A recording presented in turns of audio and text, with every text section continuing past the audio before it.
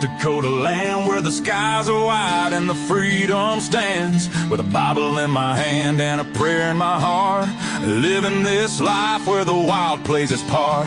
Dust on my boots and my hat pulled low, got my trusty rifle and I'm ready to go. Hunting the game as the sun hits the sky, in the heart of the 701 I feel so alive. Guns and the 701, that's how we roll. Faith in the good Lord, that's how we hold the line of the legacy that runs through our veins. In this wild, wild land where the spirit remains, we're living free, living bold side by side, with God on our plate and our hearts open wide.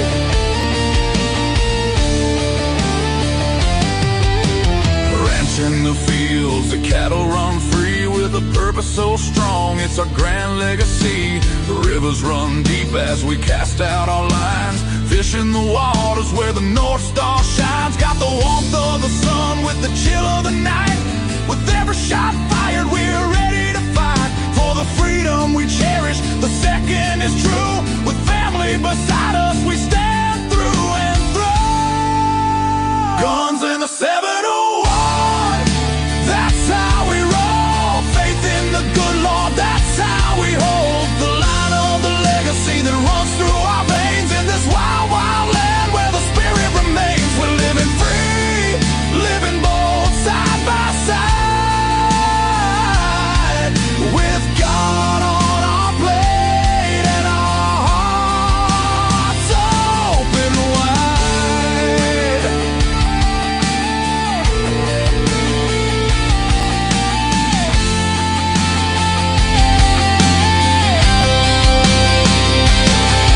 In a world that's spinning with sins that they wield, we stick to our values, our fate is revealed.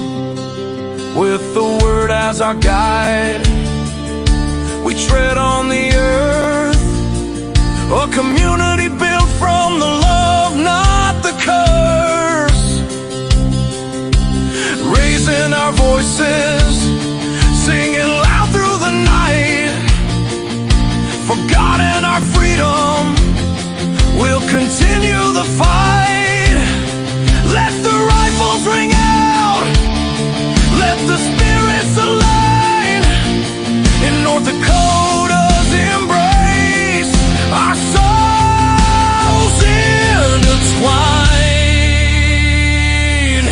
So when you hear the gunshots and feel that proud sound, know it's faith and freedom that echoes around, from the fields of the ranch to the depths of the lake. With God on our side, there's nothing at stake. Guns and the 71, forever we'll stand in the heart of our faith, in this great free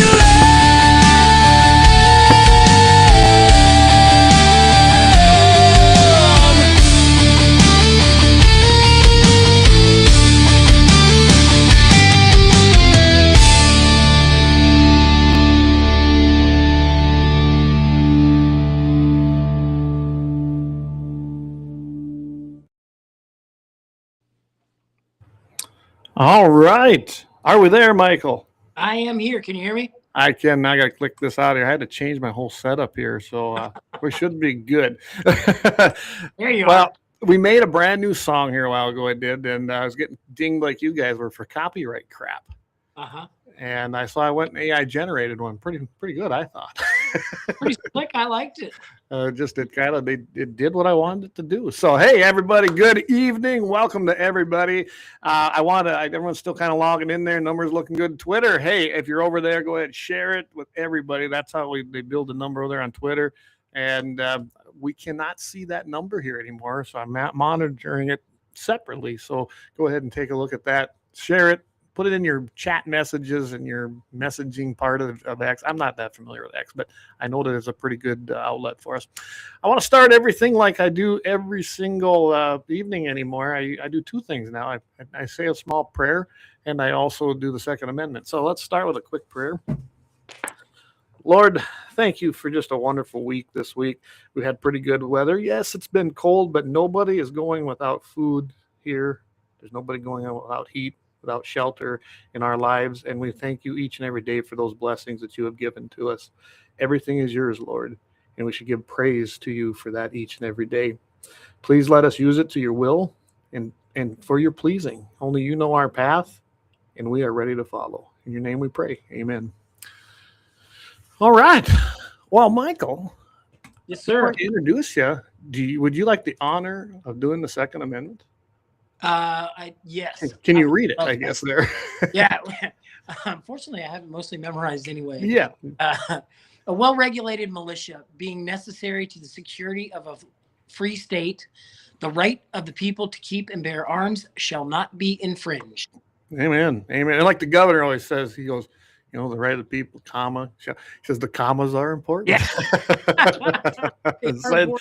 And he's right. I know what he's getting at there, especially in that world of law. Hey, Leon, good to have you on. Leon, of course, got Blackbeard Logic every single Friday night here at 5 o'clock p.m. Mountain Time, 6 p.m. Central. You don't want to miss that. And I have to introduce Mr. Michael Bell. How you doing, Michael? I'm great. Thank you for the opportunity. I appreciate it.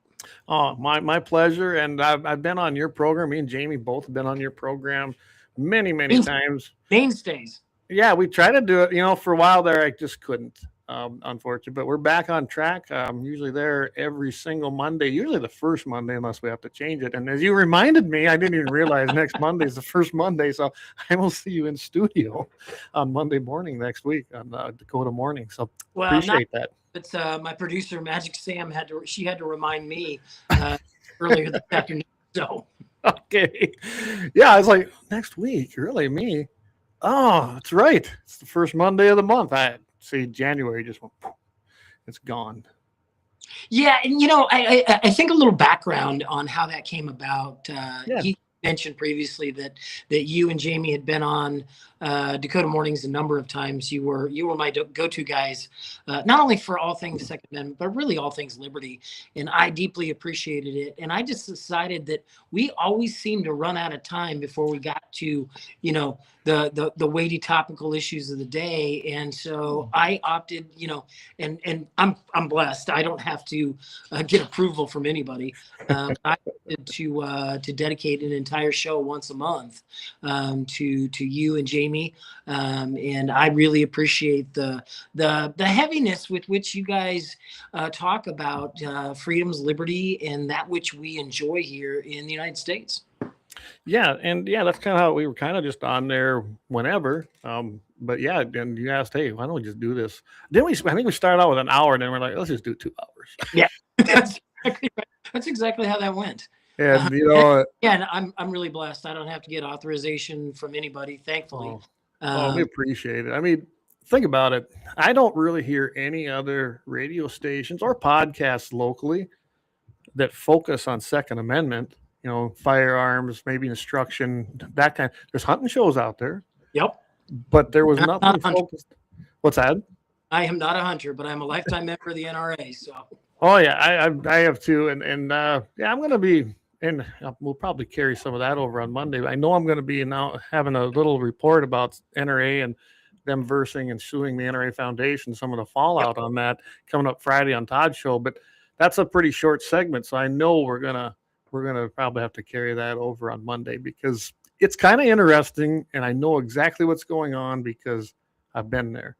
It's been 10 years, but it seems like it's the same battle we were seeing then. So sure, I'm going to tune into that Monday morning for sure, because I think we're going to cover that and probably a few other things I see going on. So yeah, no, we appreciate it. Again, guys, you don't want to miss it every single, well, not every single, Monday through Friday.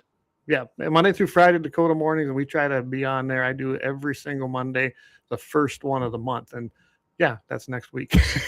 Yeah, you know, just to toot my own horn here, The 9 to 11 segment on KFYR was number 3 in 2021, 2022, 2023.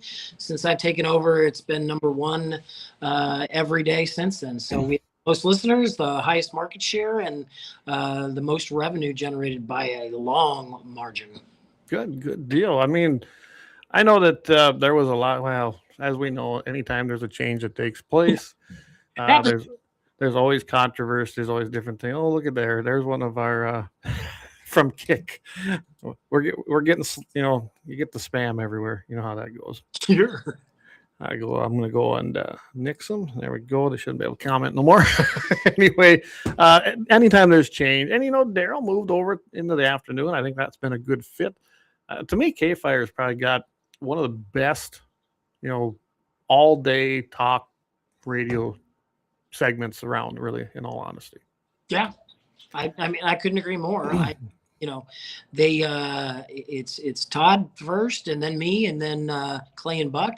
And then Daryl and Jesse Kelly. I mean, it's a good lineup. I love Jesse Kelly. I do like that. I don't think I even turned my radio off of 550. I really don't. And especially when I'm out all summer, man, I'm in a tractor how many hours a day. So sure. Yeah, it stays on there pretty much all day. But no, so again, thank you. If you guys don't know, this is Michael Bell, and that says, "Oh, it's good to put a face now to the voice." So we appreciate that. And one of the reasons why I'm grateful that I'm not on television. Oh, Tom's like, looks like there's 3 people who are watching on Twitter. Yeah, and usually that's a lot more. And I can tell you something has happened over there on X. I don't know if they're, we've got the little blue check mark, but I've noticed that recently that it's like it's being throttled, because we were used to get 100, 200 people watching right there. I noticed the replays are pretty good, but the lives are not getting out there. But I noticed too, they want us to upgrade our subscription. We can't bring the numbers here now and see them live into our third-party restream. Yeah, Elon's looking to charge us a little more. Capitalist at heart, I guess. Billionaires got a billion. Yeah. All right. Well, I'll tell you what. Here's what I wanted to. So you don't hunt. I think you. Let's say, did you go out with your wife or with your father-in-law yet?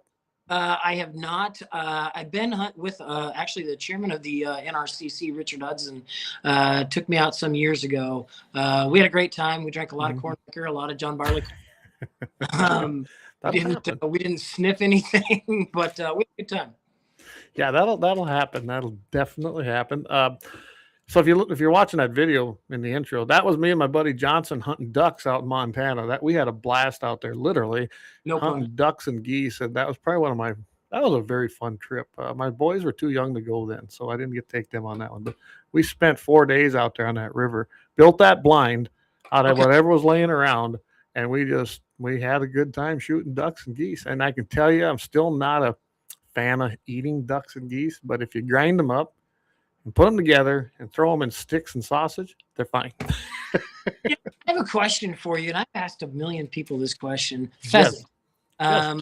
My wife swears that pheasant is the most god-awful tasting bird you can possibly eat. Jeb Williams, on the other hand, disagrees. Governor Armstrong disagrees. They find it to be, if cooked, prepared properly, they find it to be delicious. What are your thoughts on that? Oh, I love pheasant. Pheasant's the wild chicken. I mean, if you need chicken for something and it's in season, run back out there and get a pheasant. And if you're not in season, well, make your own decision. But anyway, I can tell you that pheasant's great. I mean, it's a nice white meat. If you overcook it, it'll dry out like anything. Okay. It hasn't been cooked right, evidently, for her. I don't know. I mean, I love pheasant. I like grouse too. Okay. Most of mine around here do not eat a lot of sage. Yeah, that's another thing. You can take chicken or pheasant, wrap it in bacon. I've even taken it where I've put a little lemon pepper on it and marinated a little bit, threw it on the grill in a pan and cooked it that way with butter. I'll tell you right now, that's pretty good eating. butter and bacon. You had me at hello. There you go. Keith said, Keith, good to see you. He said, put pheasant on a smoker. They're awesome. Yes, they are. I've done that too. I don't know. I don't know what she means because I love eating. Eric. Hey, Eric, it's funny you say this. See, this show goes everywhere. This pheasant's an invasive species. I actually brought that up at one of them game and fish district meetings because they were going on about invasive species. I said, well, that's interesting. I said, the state of South Dakota, the South made it their state bird, and you guys protect it and capitalize it, which is fine. I go, but yet you want to kill the other invasive species. I said, how do you do that? Promote one invasive species, but Right. they didn't appreciate that. In the eye of the beholder. What's that? In the eye of the beholder. It most definitely is. Yeah, grouse are delicious. Absolutely, Tom. I love grouse. So you've been out doing a little hunting, and once long time ago. Yep. Do you shoot though? If I remember right, you bought yourself a gun. I do. I did. I bought a Ruger 380. I've shot it a few times. I like to go to the range. I like to be, to keep up with all the newest technologies. You had conversations about silencers and the cans and the world that is. I have not engaged in that yet. But one of the things that I spent 22 years in Washington, D.C. I had a gun with me, in my house at all times. Yes. Even though it was a felony. But more importantly, when I moved back to Southern California, I noticed that a lot of my nieces and nephews were intimidated. My brothers and sisters were largely intimidated by firearms, and so I made it a point for Christmas and then for their birthdays, I'd get them a gift card to the shooting range, which served two purposes. Number one, it demystified and took away the stigma of shooting, but it also gave me an opportunity to spend some time with them. So. Yeah. Speaking of being intimidating, oh my God, we just had this. We had a church voters meeting last week, and in other new business that came up about carrying within our church, which is completely legal in South Dakota. They would prefer it be concealed. We had a few people that carried open, which bothered me none. And we had this whole debate about Second Amendment. And to me, I'm like, well, I don't even understand the problem. Somebody basically made the comment that others members had said. So I asked, what members? They wouldn't give me names. I said, because I hear nothing but good things. I really don't. I've had many people come up to me in our church and tell us, hey, we feel pretty safe here. And they should. But we did actually kind of discuss it in depth, and basically what we decided to do with that, we wouldn't take any motions from the floor on it. That's our right as Robert's Rules of Order dictate to the chairman, and just visited with them and give them a choice. And it sounded like to keeping brotherhood with your church family, they're just going to carry concealed, and it's not an issue now. Yeah. So we handled that. I thought, there was disagreement there, and we were able to figure that one out. I would hope so in a church, right? Yeah. Well, and you can't get the right resolution, which is, to make in a house of worship, you want to make everybody as comfortable as possible. And while, we have rights, respecting your neighbors is paramount. Yeah. And I have no problem with an open carry. I've open carried myself, but I always carry concealed. That's not even an issue. But like I said, in the spirit of being, and I can imagine who the people were. We do have some older people there, but it just kind of proves how it used to be common that people carried all the time. And as time went on, all of a sudden people have got this narrative that if you're carrying a gun, are you dangerous? Oh, what are you going to do? Well, I'm openly carrying it. I'm pretty sure I'm not the guy you need to worry about. That's the point. Yeah. When I lived in Northern Virginia, he would go grocery shopping for his family, and he'd open carry. He worked at the NRA, and he did a lot of analysis, and he had a lot of folks in Northern Virginia who would start coming down the aisle he was on, see his gun, and turn around and go to a different aisle. I got to be honest with you. If people are open carrying, I'm going to be close to them, because if I'm not, then that's the safe place to be. Well, I've been asked many times, when do you open carry and when you don't? I go, kind of just what mood I'm in. But in all honesty, I've always got some kind of concealed carry firearm probably on my person. Might be my little 22 mag. It might be something bigger. No one knows. as far as open carried, it kind of depended on where I was going and the message I wanted to say to the group of people that may be there. And yes, a lot of times when I open carried my 1911, which by the way is a really heavy gun, but I can tell you right now, it makes a statement. And if I was going into a certain area, that's the gun I carried. And it was my flashy one. Remember when I always call my pimp gun because it's so flashy and got the gold on it? That was for a reason. I wanted it noticed. Yeah. And generally, I would say most people that decide to open carry, it's because they wanted to be noticed that day for whatever reason. Not because they wanted to intimidate. They just wanted everyone to be aware that, don't mess around here. Well, I do a lot. I have a lot of segments with Sheriff Kelly Lieben, his Sergeant Elliot Carvel, who is running to replace Kelly. Mm-hmm.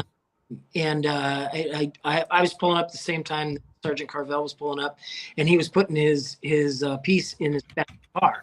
And I was like, we have a no guns allowed in the studio. I was like, but you're clearly an exemption to that. He's like, nah, I just don't want to make anybody uncomfortable. He's like, I got other things I can take care of any situations that come up. I allegedly probably have carried in that studio many times. Yeah, but I don't hurt us. So I'll tell you what, I don't do this very often, but we got someone's going to join us here. So why don't we take a quick break? And, I still got to pay bills too once in a while. Yeah, I understand what that's like. And then we're going to bring someone back that we haven't seen here for a while. So we'll be right back again with Michael Bell, and we will be joined by another guest here right after the break. Stay tuned.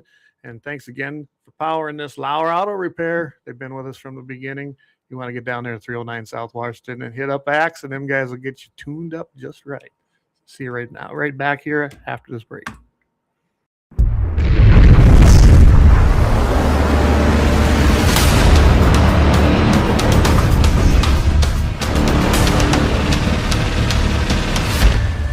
Lauer Auto Repair, located at 309 South Washington Street in Bismarck, North Dakota. Give them a call at 701-258-6308. The team of mechanics at Lauer Auto can take care of any problem your vehicle is having. And when you do business with Lauer, you can be assured you're doing business with a pro Second Amendment America First repair shop. There are plenty of other auto repair shops in the Bismarck-Mandan area. But why take a chance at patronizing a shop that might not have your beliefs at heart? Make no mistake. Lauer Auto is your pro Second Amendment repair shop. When you talk to the guys at Lauer Auto, don't forget to tell them that you heard they are a sponsor of Guns and the 701 and that you appreciate their support of our pro Second Amendment, pro North Dakota live stream and podcast. That's Lauer Auto Repair, 701-258-6308. 701-258-6308. Located 309 South Washington Street in Bismarck, North Dakota. When you want it done right, go where lemons go. Kalon's Auto Service, owned and operated by Kalon and Misty Foss, lifelong locals with over 25 years experience. From modern rides to... Oh, well, that's interesting. It is. Sometimes this thing glitches out. I didn't touch anything I didn't think, but all right, we'll get back to the other sponsors on the next one. So, hey, at least it isn't live radio, right, Michael? Yeah, that's a Oh, so guys, look who's back. Hey, what's up? Mr. JB Brett, 701 Nation. So I think this should clear it up, shouldn't it, Jamie? We're not mad at each other. Yeah. I don't know where everybody was getting that from, man. No. You know how many calls I got and texts from people I got like, hey, are Jamie and Clay mad at each other? I'm like, no. Absolutely not. Hey, matter of fact, what mug do I got right here? There you go. And I'm actually, you and I got to talk, Jamie, because I think you need a little technical advice, right? Yeah. Michael's got the GAT 701. These are tough too. I mean, this thing is beat up and dented. So Horton LaserCraft does a hell of a job, and they're one of our great sponsors. So. This is one of the first times this has ever left my man cave. So there you go. I don't, and they keep water cold, and they keep warm. I mean, anything warm. This goes everywhere with me. Yeah, I drink out of the green one every day, man. That's my go-to water mug. This one here, this ain't no water mug. I can promise you that. Hey, Paul, what's up, buddy? Paul, good to see you. Paul's going to be going down to Stock Show with us next weekend, so looking forward to that. That's my little winter getaway, so I don't miss that ever. Paul was in the Kyle Rifle Steel Challenge with us, so. Yeah, I was watching that. You guys, that was a good time. He's been up there. He's a YouTube famous now, shooting the 50 cal with a massive ricochet. Yeah. That'll do that to you, won't it? Yeah. Well, it wasn't no beaver video that did like almost 1 million views. No, the proper beaver burial is probably be untouched for my lifetime. Yeah, that was, but it helped us go.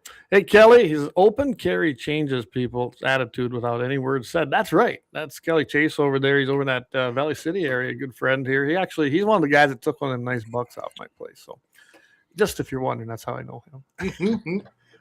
And so I do let people hunt. So yeah, good seeing you. Good talking to you again, Michael. Michael and I text quite a bit actually during the. And one of the things I love is that I sometimes mask. I just from a listener. I got a text from a listener. It's almost always you. Always a good point. Love it. Thank you. Love it. Yeah. Good show, man. I love listening and participating that way. So, and then Michael's invited me on. I jumped on a few times with you and Clay there.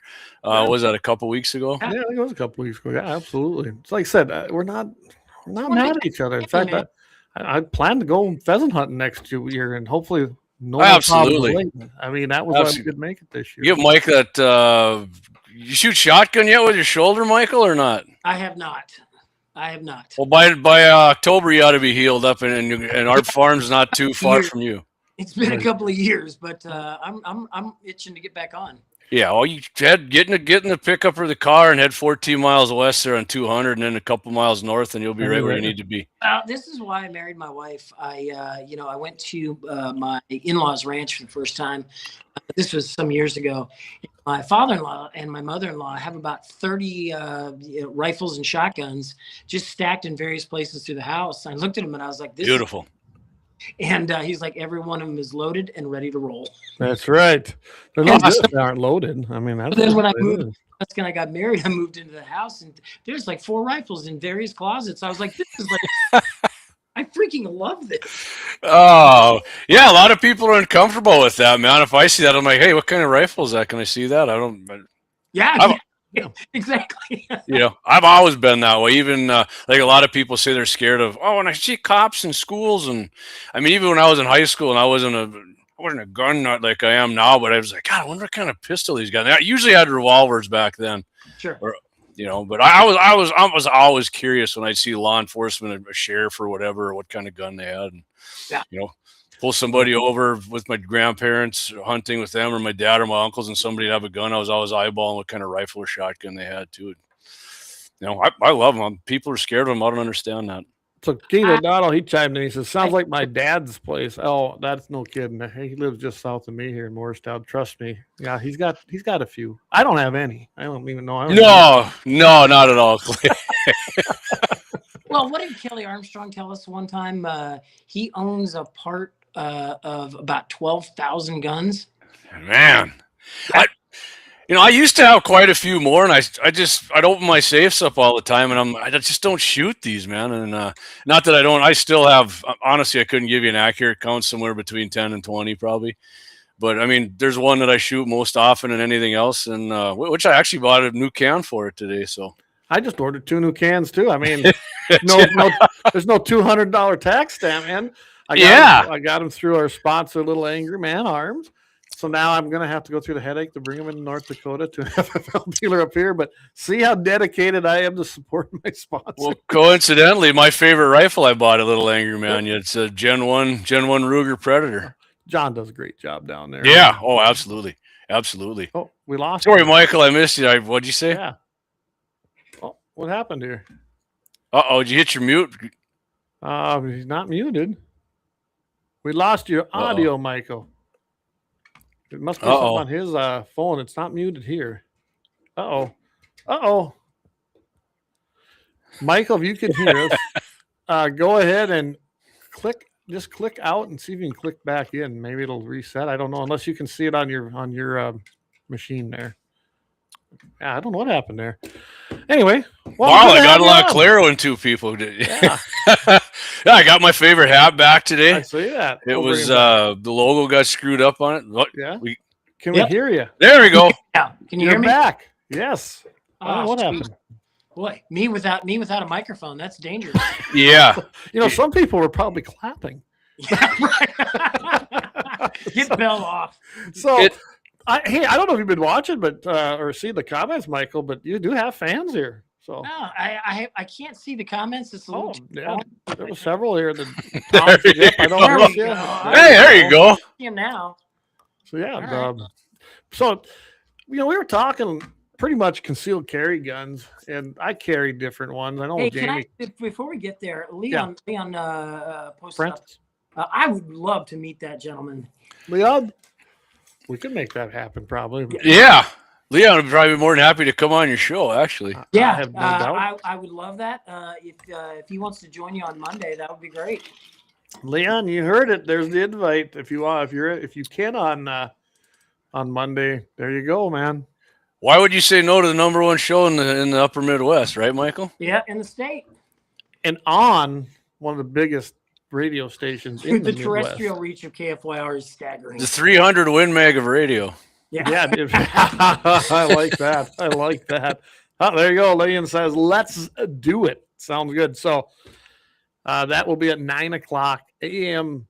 Central Time, Leon. So there you go. I'll be up, and I'm going to be in studio. I just always come up to do that one. Yep, Leon, you want to come in the studio? You want to call in? Either is fine. Yeah. Leon, drive over from your bunker. You should come west. We like you over west. We're self-employed, man. He can do what he wants. I think I have an IT question. You need to come over here. Now you can deduct the trip.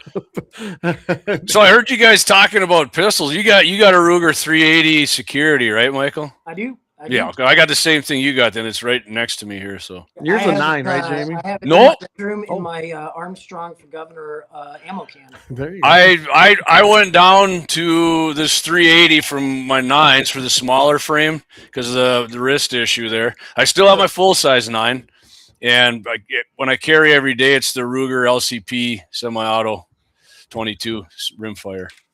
Leon says he'll be here in a bit. And yeah, which if anybody didn't see it, Axe and I actually tested the short, like the 3-inch barrels in the gel at 7 yards. It blew in there 10.5 inches, and that CCI opened up perfectly. Trust me, you don't want that thing going inside you. No. And if one doesn't work, I got 10 more in the mag because I got one in the pipe. There you go. You got her set. Oh, you Isn't a pipe on a 22 though? It's more like I got one in the straw. in the straw. Still illegal in California though. But, yeah. So do either you guys know this? But so in Minnesota, is it illegal in that state to carry at a political protest? I never did look into that. So my understanding is that a carry conceal license allows you to carry anywhere under any circumstances. However, you have to have photo ID on you at all times when you're either carry conceal or open carry. Which he did not. No. Which he did not. Which is yeah. something I brought up.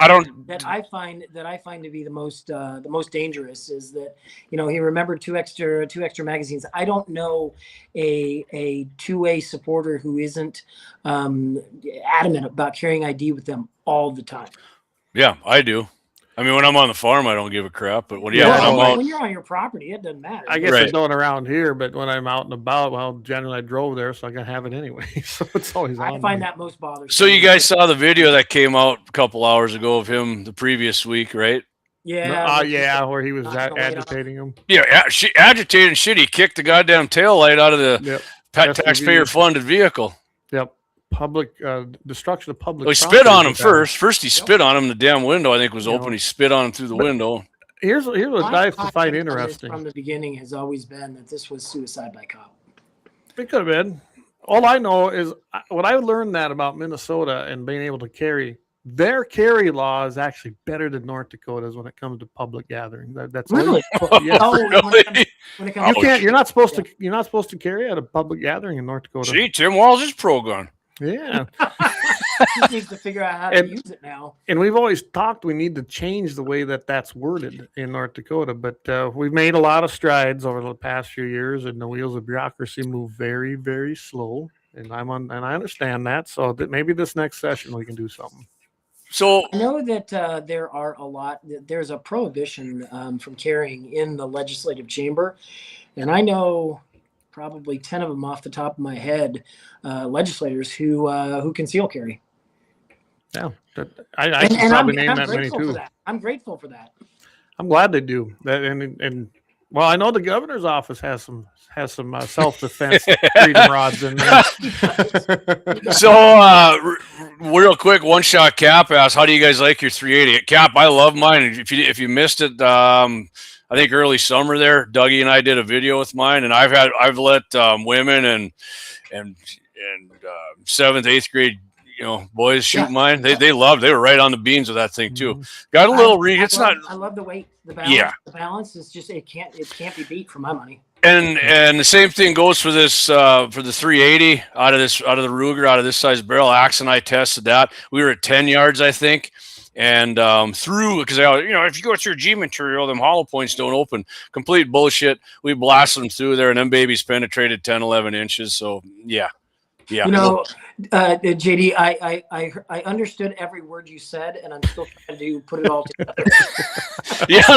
Once I get rolling on shit like that, man, it's and Jamie's very, very good at that. I was always the legislative and seeing what's going on, the legal stuff. Jamie's got way more knowledge of that. But I can tell you this: when David starts doing his show, I'm telling you right now, you're gonna love his. You're gonna actually probably have to look up some of the things. I told him he's got to tone it down a little bit for somebody, but he's gonna have some great information when he comes on. If people think I nerd out on shit, I'm telling you, David has a wealth of knowledge. Now he's actually got starting to machine his own guns.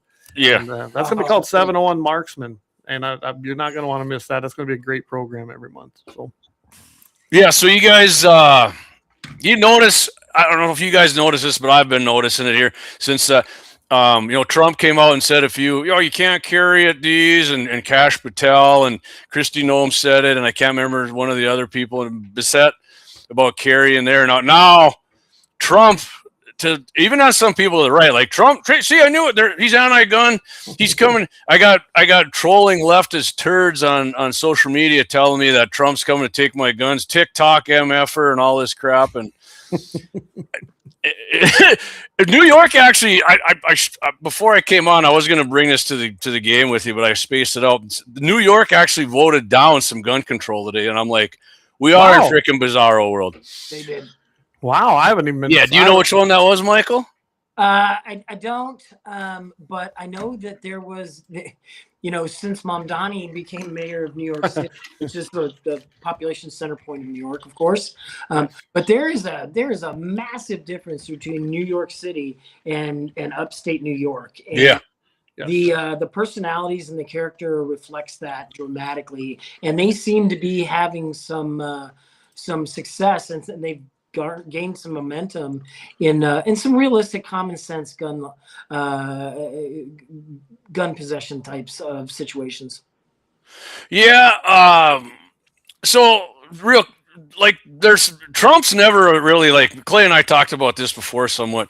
Trump's not a freaking gun guy. Trump's not like me and Clay. He's Michael. He's not like you. You're not as big of a gun nut as me and Clay. Probably you're a big Second Amendment advocate, but I'm just saying like a gun nerd, or like Governor Armstrong. Trump supports the Second Amendment, but he isn't like us, right? When Trump comes out and says you can't take a gun there, you can't have it. Even like I watch some pro-gun live streamers on YouTube, and they're like, "See, he said you can't have guns." I'm like, how are you guys reading this shit into? Right? I mean, they can't even. They're like they sound like liberals, really leftists. They're not in the real world, man. Well, there's a paranoia, and it's a well-founded paranoia. Right, I agree. Anybody from the government's going to come take your guns, and we've lived under that for 30 years now, and starting with the Senate in 1992, and then the 94 the crime bill. We've lived with that for so long that it's a reflex now. Yeah, no, absolutely. I was just kind of looking, guys, to see what I could find on that. Do you know what it was, Jamie? Because no, I just saw a flash at one of the gun sites that you and I get stuff from, Clayton. I seen it on. So Leon's wondering about the web meat bite on that 380. Nothing, man. Nothing. I mean, in the back of this Ruger's got some stippling, not real bitey, but this thing feels great in your hand. Leon, when you're back, let me know. You can shoot the hell out of this thing. Yeah, you can shoot mine too. I'll bring mine out. Yeah, double fist it. We'll do a double. Yeah, there you go. Dan Hager, he says, I've been fighting with people over on Rob Pork's page. Oh yeah. Yeah. I can imagine. He's there. Everybody's on that page. I'm not actually on there much, but well, that's where one of them came from. I know you just had Try Hard Tack Hammer on Michael, and Rob had him on there, and I mentioned how he's going to feel about getting his beans stomped in November, and then a couple that triggered some leftists. I had Trigby on in 2024, though he didn't remember that. But what? Anybody who puts their name on a ballot is welcome to come on Dakota Mornings.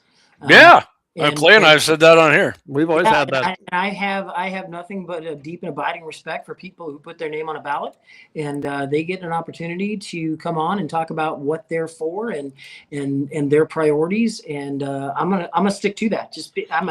I'm a campaign guy going back. I've worked 2 national campaigns. I've worked 30, 40 statewide and congressional campaigns, and I want to give anybody and everybody the opportunity to sink or fail according to what their priorities are.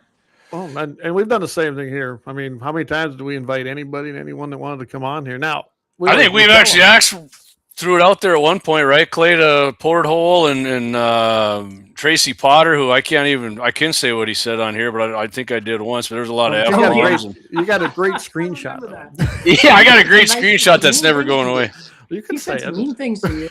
He said he didn't like what I said. I told him he's a phony and he's not really what he says he acts like he's an independent. He's always been endorsed by Democrats, and he is a leftist. And he said, you're an idiot and asshole, Jamie, so go fuck yourself. And I said, you can go fuck yourself too. And that is how the conversation went. And you still can, Tracy. I've seen video of that. And that's what we're dealing with in some of these people. I don't know if you're going to run for office, don't get hurt, don't get butt hurt, because you're going to have to take it. Yeah, well, it's not personal; it's business. Yeah, there you go. I love that movie. It's fundamental. It's not personal. Or like really isn't. Alfred Justice is Richie Modano. It's personal business. Personal business. Okay. Leon's gonna stay off the Fat Boys page, brother. Yeah. I've had Rob on a couple of times. I've been on his podcast a couple of times, in fact, one of them, my wife and I both guest hosted his podcast, and we've never been invited back since because we talked about the importance of what President Trump was trying to do. Yeah, I bet you weren't invited back. No. And I feel bad because, I feel like I dragged her down with me. But it's just what torques me off. And you and I were talking about this before we come on tonight, that there can be disagreement without hate, right? Yeah, amen. I mean, you don't have to hate each other over it. But I can tell you right now. I mean, I do, but. Well, from being in the arena, though, as long as I've been, too. Because you're a knuckle dragger, JD. We're knuckle draggers. But yeah, but the other side is rabid. Okay. Oh, unhinged. It's gotten worse. And I don't have hate for them, but I sure dislike them. Hey, guys, I gotta interject here. It hasn't gotten worse. It has always been there. I spent a long time in Washington fighting the good fight. It has always been there. It is now just they just now have a bigger platform. It's just becoming public now. Well, if you look back, look at like everybody thought, was it Tip O'Neill and Reagan? They thought they were good buddies. They were. They weren't. Yeah. If you actually look back, I think Rush Limbaugh went through some stuff at one time. What O'Neill was saying about Reagan, and I'm like, God, how can he sit down and have dinner with this guy?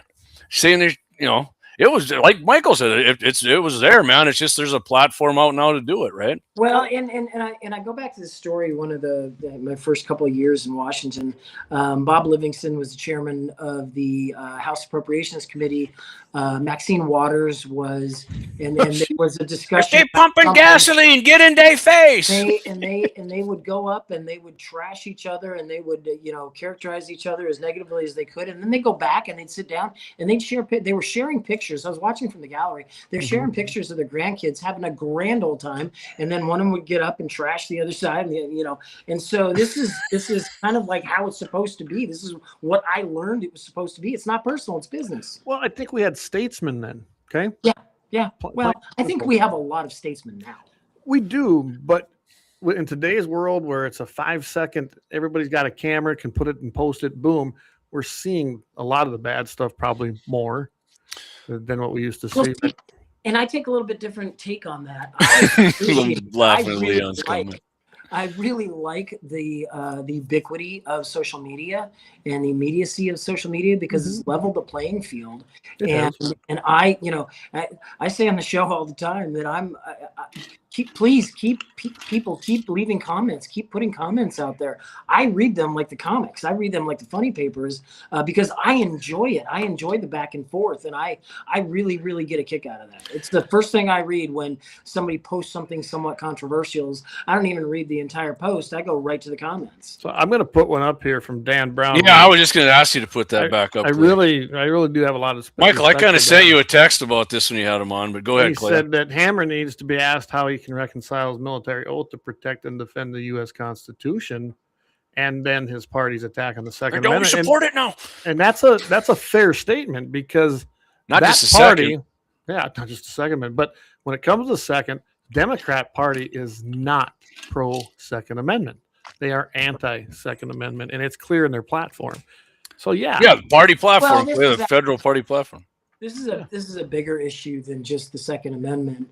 It is. Where I want to go in a continue conversation with Trigby, and I hope to have this a continuing conversation as the campaign moves forward, is how is he separating himself and distancing himself from his national party? I understand that they want to keep if they were to get the North Dakota at-large seat, they'd want to keep it. I get that. I know how that works. But how is he able to not only distance himself, but more importantly, affect his party and the national party and their ignorance, not only of North Dakota, but their ignorance of producers writ large? Well, Michael, he told you he worked on a rig, right? I mean, how can and I know some people in Beulah who are loathsome people that work out in what freaking Dakota Gas and in the coal mines, and I say loathsome because they're leftists, and they work out there making a damn good wage off of something they vote their party to freaking take away, and I can't. There's no freaking way I could reconcile that in my mind. Amen. And I think Trigby's doing that on a bunch of shit he talked to you about. Yep. Well, when I hit his website, it's so vague. It is vague, Clay. It is Clay. So he could come on and say, "Hey, man, I own an AR-15. I don't give a shit. The 3 people you voted for president, Trigby, wanted to ban the damn things." Oh, they always say that. It wasn't for their lack of trying. They couldn't get enough votes. Owning a firearm. This goes to the bigger question of, President Trump and Vice President Harris. There was an election in 2024, and President Trump got nearly 70% of the vote in North Dakota. And had the people who voted for Vice President Harris had their way and she had won, it would have destroyed not only electricity production in North Dakota and 7 states. It would also have destroyed agriculture as produced in North Dakota, which were the top of the heap. And oil. So oil, gas, coal, I mean, all of it, it would have destroyed it all. Yeah. And so I can't look myself in the mirror and say, I'm going to support someone who is seeking to destroy that which North Dakota produces at the highest levels in the world. Well, you take a look at a guy like him, if he got in there. So we just seen that we finalized pulling out of the Paris Accords, the Paris Climate Accord, which is a good thing, right? Yeah. A guy like him would be all on board with that. He definitely would, and does not reflect and, North Dakota. you know, values. when you're talking about the Paris Accords, I can never take a green stance that has that characterizes and has China as a developing country. You know, I can't take it seriously. It can't be taken seriously on the world stage when you have China as characterized as a developing country needing financial resources from producing countries. Well, absolutely. I mean, you know what? China is the way it is because of our capitalism. We consume. I mean, that is true. And that's exactly what happened. They shifted all the manufacturing there, brought it all back here, you know, shipped goods here, and we became consumers rather than doers and makers. And it built their economy. Because communism don't work. No, it's failed. It's failed every time it's tried. And capitalism has succeeded every time it's absolutely tried. Capitalism is undefeated. It may not be perfect, but it is the most. It is the best. It's the greatest economic system in the history of the world. Man, absolutely, absolutely. So, tell you what, we're going to go on to it. We're going to just run right into a break. This is the big one here, Clay? Well, it was supposed to be the big one the first time, and it crashed on me. So, yes, it's supposed to be the big one. You should be able to go and hey, JD, it was operator error. Error. Watch that trigger, Clay. More trigger discipline. All right. This is one where you can run away and take a real break, fill your beverage, and come back, and we'll continue this. 54-year-old prostate, my friend.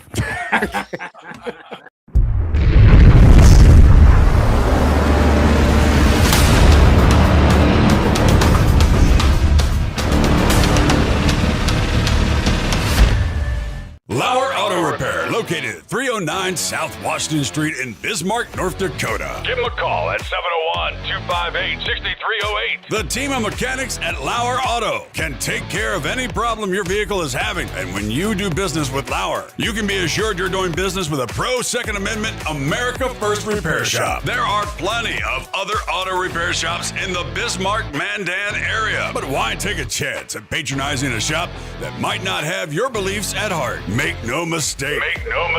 Lauer Auto is your pro Second Amendment repair shop. When you talk to the guys at Lauer Auto, don't forget to tell them that you heard they are a sponsor of Guns and the 701 and that you appreciate their support of our pro Second Amendment, pro North Dakota live stream and podcast. That's Lauer Auto Repair, 701-258-6308.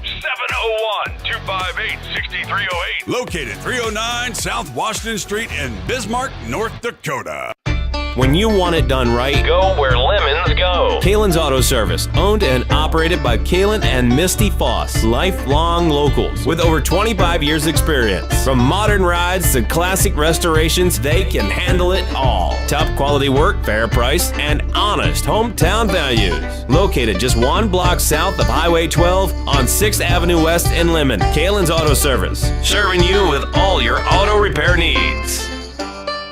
For the best gun gear for every and any situation, Little Angry Man Arms LLC has you covered. Top-notch guns from top-name brands like Winchester, Glock, Sig Sauer, and Ruger to essential extras from Magpul's, Streamlight, Hollow, Sun Optics, and more. Little Angry Man Arms LLC have everything to make your shooting adventures a success. Visit littleangrymanarms.com today and gear up for your next big hunt, competition, or home defense. Don't miss out on our exclusive deals. Little Angry Man Arms LLC, based in Trail City, South Dakota, your ultimate hunting partner.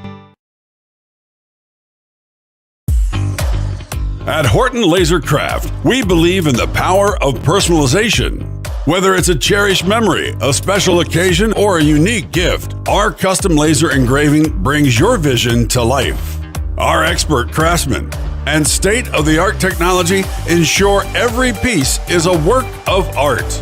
From personalized decor to one-of-a-kind keepsakes, Horton LaserCraft makes every moment unforgettable. Horton LaserCraft is owned and operated by a local veteran and his wife located near Thunderhawk, South Dakota. They provide custom laser products at a reasonable price, and their turnaround time is fast and efficient. Custom board cutting, glassware, decanter sets, mugs, assorted stainless steel jewelry, assorted tags, decor, custom acrylic nightlights, and much, much more. Call them up at 605-545-7535. Horton LaserCraft, where memories are engraved.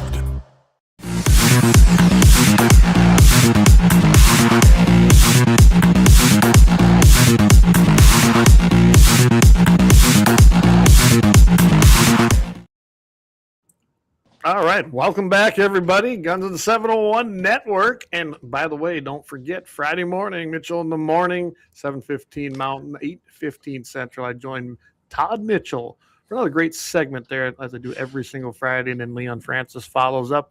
Same place, right here, guys. In the evening, 5 o'clock Mountain, 6 o'clock Central. Don't want to miss Blackbeard Logic. And I can imagine, I think Leon's going to have some things to say this Friday. So you're not gonna yeah. And don't forget, if you're watching, I know we got more than we got likes on them platforms. I just checked. Hit that like button. I know even if you're back here every week, make sure you hit that like button. Hit the like, subscribe, and you can, if you see right. Let's see, I got to go the opposite way, right? Over there. That's right. GAT701 subscribe QR link. And thanks to everyone who's been doing that, because that helps make these things fly. So go over there and hit it. And we don't have to go through any third parties. It just drops right into us now, and you're supporting us directly. So go over there and hit that thing. All right. Well, Michael, I want to kind of go back. I didn't get a chance to ask you and talk about this. So Michael comes from California. That's where you were last, right? Yeah, I was born and raised in Southern California. And then I spent about 22 years in Washington, D.C. I moved back to Southern California, and then I met a girl from North Dakota and threw my dog in the car and moved to North Dakota. There you go. And the reason I bring that up is because I can remember when we met, you didn't really know anything about guns, and I think being around me and Jamie, that helped. You've learned quite a few. You've actually purchased your own concealed protection firearm. Yeah. And I think I would have to say your knowledge of the Second Amendment has just been, I don't think we have to worry about you, right? No. Yeah, I don't think we had to. Michael's pretty buffed up on the 2A. We'll say that. And, and that's why I bring that up, because I can tell you right now, when we first came on your show, I think we told you that, boy, we kind of took some lashings, didn't we, Jamie? Yeah, we did. Unfounded. And yeah, well, there was no reason for it. There really wasn't. And I just wanted to I don't know if you guys know this, but there's a sector of people out there who do not like Dakota Mornings. That's what I hear. Oh, hey, Leon says a North Dakota girl got him too. So you guys have something to talk about Monday. From North Carolina or South Carolina, Leon? I don't remember. Where was it? Leon? Nah, he went to Kansas, Missouri. I think he met her. Okay, maybe that's where it was.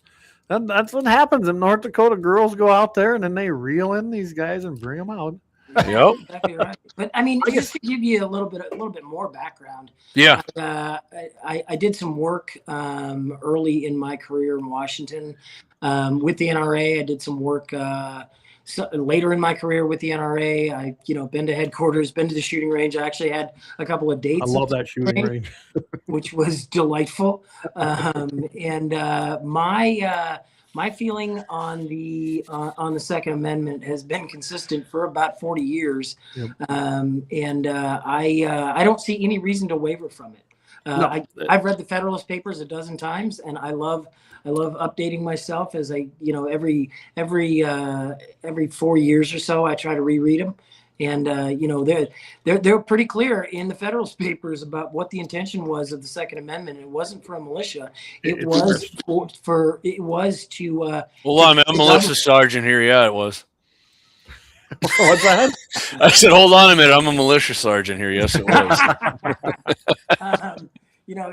It's pretty clear when you're reading through the history of it that it was to keep the government off the back and the only way to keep the government off the back of the people. And if you see failed socialist states, Venezuela, for example, one of the first things they do is they go for the guns. So, Michael, what would you tell the lefties there in Minneapolis who say, we are keeping the tyrannical government off? That's why we're pro-Second Amendment now. Yeah, now. I mean, what would you say to them? Because they just scream at you that would a tyrant let them even have a voice on social media, or would he cut it off like the Chinese do? No, I think that the screaming and the yelling and the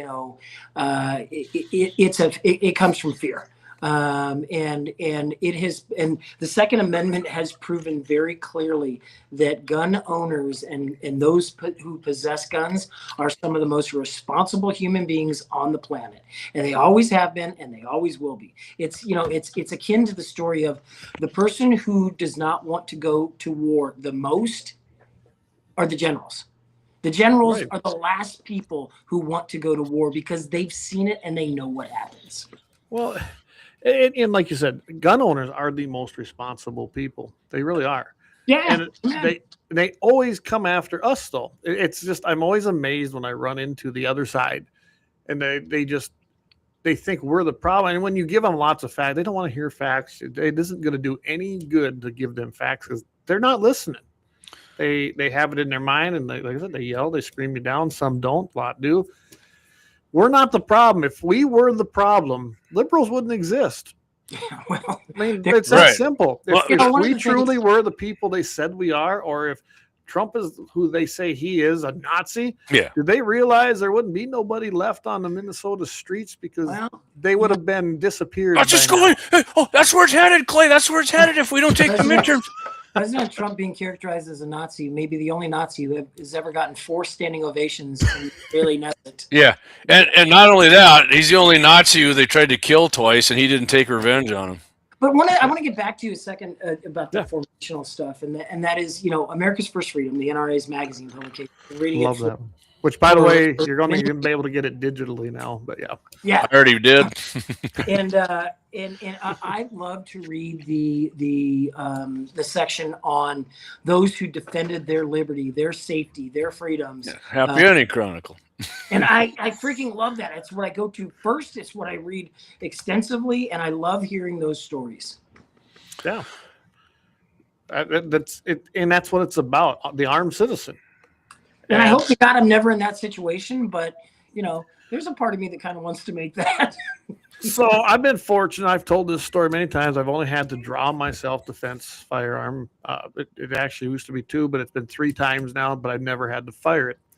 It's you're making a decision, a split second, that you are being threatened enough that you may have to use it. Don't pull it unless you have the intent. And trust me, you have to come to that very quickly that you will use it. And Yeah, my dad, 21 years in buddy. the Army, taught me, my brother and sisters, to shoot at a very, very young age. And what he said was, only point it at another human being if you are okay with killing them, because That's right. that's the whole point of drawing a weapon on another human Yeah. being. And that is a lesson that I've taken very seriously throughout my entire life. It's the truth, because it's a very, very final decision. Force Okay. multiply. And it's going to weigh on you the rest of your life. I don't want to do it, but I will. If I'm forced to do it, if I feel there is no other way, I'm going to do it. I've trained for it. I've practiced for it. Not Yep. that will ever make it right in the real situation, but trust me, it's not something I ever want to experience. And I don't think most of us do. That ain't why we carry. We're not killers. Yeah, and they make us. I mean, the leftists make it sound like that, like we're a bunch of trigger happy. Right. That's what I mean, I'm not going to have a problem if I got to do it, but I'm not out there looking for it. You know what I mean? I can't think of to one single. characterize us a certain way. Well, go ahead. Sorry. And there's an incentive for them to characterize us in a certain way. Oh yeah, absolutely. They want to make us the evil demons, and it's like I said, I don't know one single concealed carry person that holds a permit that truly wants to kill anybody, or nor are they a killer. We're not killers, Right? but that's how they portray us. Yeah. I'm going to protect myself, and I'm glad that my stepdaughters and my wife, it's a house full of shooters. So let me break something down for you guys here. So I did my show on Saturday, and I talked about this right after it happened. I had a chance to watch some more video, and here's what. So I got to change a little bit of what I thought happened. Right. And so it looked to me like, right, the guy went over there, engaged with law enforcement. They were trying to find I think this guy was a domestic abuser, among illegal alien, among else, and they're all protecting him. Anyways, the shoving match started. They get him to spray him and pepper spray him, get him down. He's still fighting with him, right? It looked to me like he pulled the one agent ICE agent reaches down, pulls the magazine. You can see like he flicked the magazine back right when the guy was down struggling with him. Then he reaches in and grabs the gun. And I don't know when somebody said gun, right? But he gets the gun out of the holster, and then from the other view, because there's like 3 views, the other view, that's when you see him reach back like towards his holster. You must have felt him yank the freaking gun out, right? Which I'm fine with. You got to do that. That's what you got to do. You got to disarm the guy when he's physically fighting you, right? If he was just standing there, they would have did nothing with his gun. But when he did that, he reached for the gun. That's when them guys, as people were hollering gun, that's when they started firing on him and killed him. You know, and which I don't have a problem with if I was there. I mean, while I watching these videos, because the guy took 2 extra magazines and no ID. He was looking for trouble. And you know, I think he wanted some payback for getting the week before. I mean, that's part of it. I think Kristi Noem wasn't all the way right, but she was partially right. I think that he was engaging in suicide by cop. Ask Rick. I'm a big Kristi Noem fan. So yeah, me too. I worked with her for about 6 months on a piece of legislation when she was in the House. She is. I like her a lot. I also think that I thought initially that she was temporary, but apparently not. I think the world of Tom Homan. He, you know, to me, not only straight out of Central Casting, but he's a man who takes his job very seriously, and he does it to the best of his ability. And by the way, he got the medal from Obama for border security, right? The big medal around his neck. Got his ranked service award. Yeah, and now to the left, he's a Nazi for doing the same thing. Yeah. Yeah, now he's the devil. So I mean, to be fair, though, Obama told his border patrol, and the border patrol, he told if you count a contact at the border as a deportation. I mean, he pumped his numbers up somewhat, but either way, I mean, look at what the guy said. You can go back his videos or whatever. What Obama said. I mean, he sounds just like freaking Trump talking about it pretty much, right? There's a lot of political aspect to that as well. He was trying at the time to differentiate himself once again from President George W. Bush and trying to be as tough as he was. And that was his pathway to doing that, by highlighting the removals from the Bush administration versus the removals from the Obama administration. And 2015 is when that all came to a head. Right. Yeah. Well, Obama wasn't tough, you know. I mean, I need to know who's asked to kick.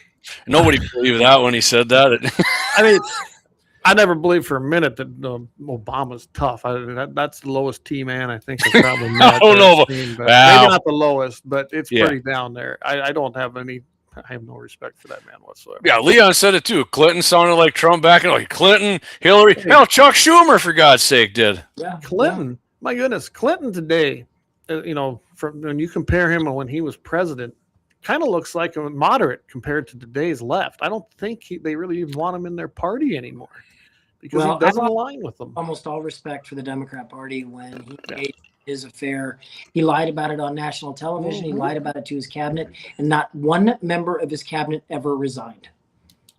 That was I did not have sex with that woman, Miss Lewinsky. He's a liar. He lied. He lied directly to his cabinet, and not a single one of them resigned. And that is a tragedy of American politics. Yeah, and I think it's been it kind of set the course, didn't it, from there on out? Yeah, it really did. That's a good point. That's a good observation. Clay, did you say you found that thing on the New York deal there? I couldn't remember right before we went to break. There's really not a lot out there. There truly isn't. I know I get a little schizophrenic and go off in right field now and then. Hey, can we talk about Senate Bill 16 in South Dakota? Yeah, that one there. I actually printed it out. There ain't much to print anymore because they withdrew it. Was it today? Okay. Well, my first question is, Leon, state of South Dakota feel the need to license fishing and hunting guides? Why do they feel that that's their purview? Good question. Well, I mean, hunters and fisher, those are pretty sophisticated people. They don't necessarily need, hands-on training on weapons and fishing poles. And I just wonder why the state feels that they can do this. Well, they can collect an extra $150 from residents and $300 from but I think it's more about control. It's completely about control. It absolutely is. It's a revenue source, and it's not going to be that big. But so you'll love where this comes from. I did do a little digging into this. It comes from over that eastern side of the state, the Watertown area in particular. And they're Senator Voight and Representative Goodwin. yes. And if you look at now, so they withdrew that one, right? Because it included hunting. Now we have House Bill 1122, which was introduced. 22. Yeah. See what you did there. Yeah, I see into the House now. And so you'll love who's on that. You've got Representative, DeGroot and Tim Goodwin now are both on that one. So Goodwin just went over there and started his own bill and got another sponsor for it. This one here, though, it has not been withdrawn. It's been introduced. So you'll love this. Fishing guide license. So they removed hunting. That's the difference. So they rewrote that. Then they got a new section here. Except as otherwise provided in the section, beginning July 1st, an individual may not, for consideration, act as a fishing guide or represent to the public that an individual is a fishing guide without first obtaining an annual guide license from the Department of Game and Fish. Requirement does not apply to an individual providing guide services on a body of water located entirely within the boundaries of the property of that individual. All right. At least they had that exemption. Then it goes on, you got to be at least 18 years of age, maintain amount of $1 million per occurrence. Well, and then what general problem are they solving? None. General liability insurance against claims of damage, and then pay the licensee fee established, of course, under Section 5. Then they had some things in here that they added 1 through 7, and I'm not going to go through them all, but here's the one. During the 5-year period that you'll be being able to be licensed, if you knowingly provide guide services to an individual who is not appropriately licensed to engage in activity, you could be denied or have your license revoked. So not only do they have to buy a license, now they have to become game wardens. Let's face it. I'm a Facebook game warden. I mean, if you have to actually verify that, you're gonna Exactly where you're going with that. yeah. So, and then they have to, if they're engaged in conduct detrimental to the image and integrity of the guide industry. Well, that's pretty vague. Who's going to determine those things? Well, again, why is the South Dakota state government involved in this? You know, every time a legislature meets, they're goring somebody's ox. Yes. They're taking away somebody's liberty. And I just don't understand. This seems to me like a solution in search of a problem. It is. And so I called, I still know a few people down there too. From what I understand, there's not a lot of support right now. It's still sitting. It hasn't even left committee yet. So evidently there's an issue with that bill. I don't think you're going to see it. And they're, once again, they're going to sell it because it's for our benefit. It's for your benefit, right? Because they're going to take all that money and put it into fish restocking. Because the non-residents are coming in, and these people who are guiding are they're just devastating these little fisheries. They're making a living. They're not devastating them either. Yeah. Well, and I know you're being facetious, and I appreciate that. But yeah. This is the type of thing that drives me insane, and why, you know, if you have a state legislature that meets for 4 days a year, that's more than enough for me. Yeah, like what we just had a special session, get her done, be done. Yeah, they got it done, and they did a lot of great. They did. I mean, those five bills in rural health transformation here in North Dakota. That's a difference maker, and that's why government should get together. And 3 days is more than enough. It's plenty. You know, I have to read one more thing. The department shall forward any fee collected, of course, to the state treasurer. Yeah, and then the Game, Fish, and Parks Fund shall use the amount to support fish restocking efforts. That's important. I know that don't seem like, but that one word doesn't say support fish restocking. It says fish restocking efforts. Well, what's the effort? 5, 6? Well, remember, they sold us the lottery that it was going to take care of the school kids. Yeah. And then oh, yeah, man. I remember. I totally forgot about that till you said that. Yeah, that was their big selling point, wasn't it? It was. It was in South Dakota, too. Just kind of like Deadwood, when they completely legalized gambling, it was going to go for all these things, and it didn't. No, that's the selling point. Leon says the annual fee. Annual fee, Leon, and if it passed, would be $150 for a resident, $300 for a non-resident. Again, I think you're exactly right, Michael. It is a solution looking for a problem. There's no problem. Right. They just want to get a hold of those licenses so they can have more information on those people. Right. And you know what's going to happen. They're gonna make them mask up next time there's a pandemic. Yeah. Well, I look at it like this. Can you imagine if you license every single fishing guide? So they're going to have those names. They're going to probably know them. Let's just face it. In a local area, say Mobridge, which has a ton of fishing going on over there on Lake Oahe, those local guys, and they have a game and fish, department building station there. They're going to know these guys. They're going to be out there. They're going to see these boat numbers. And the first thing they're going to do is hop in their little boat or radio someone who's in the water and say, hey, go check this place out. I don't know if they're doing things right. It's going to be a problem. It's going to be a huge problem. Like you said, they're creating a problem that doesn't exist right now. Well, and that's why one of the reasons why, legislatures exist is that where they come up short is they don't look at the long-term ramifications. One of the things I was talking about the other day was, if somebody tells you that an issue is complicated, they're gaslighting you. It's not complicated. They just haven't wrapped their arms around the ramifications yet. Fortunately, the three of us are able to see the ramifications of this type of legislation in a particular state, and we're able to wrap our heads around really quickly the ramifications over the course of the long term. So it's not complicated. And right. ACA subsidies, for example, it's not complicated. No. It's just that they don't want to put forth the ramifications and the long term ramifications. So here, Leon said. One constituent letter pointed out that it's higher than what doctors, nurses, electricians, plumbers, or architects pay for their full-time professional licenses in South Dakota. That would not surprise me, Leon. I can tell you right now from talking to who I did, this is a beef that primarily, Watertown's full of these little potholes, okay? And there's a lot of guiding going on, especially ice fishing guiding. That's probably big time.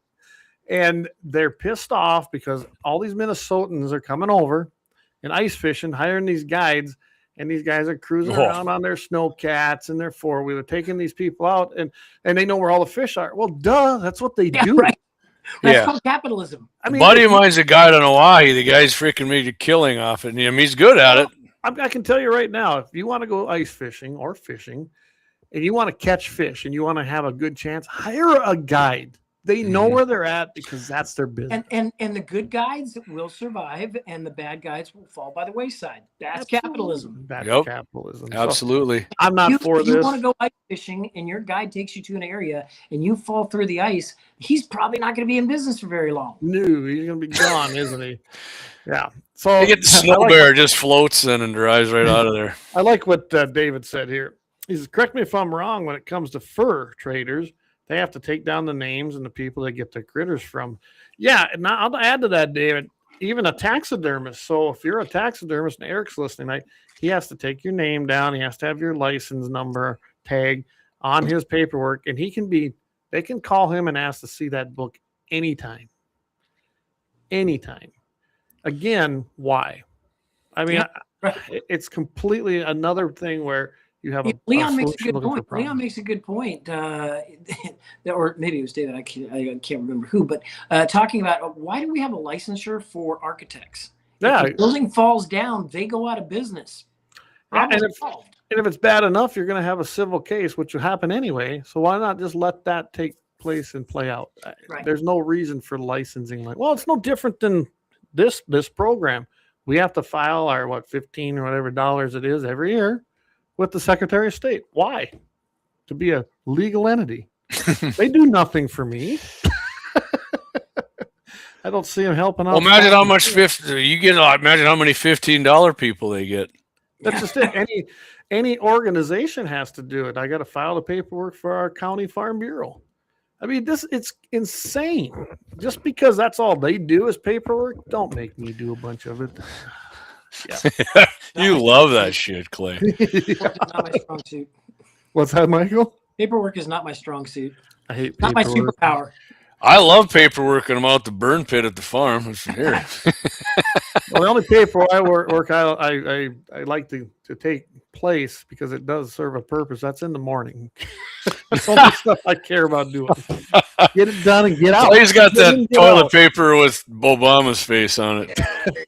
We sold a bunch of them at those banquets. That's what I was thinking of. Right? We had Hillary and then we had Obama.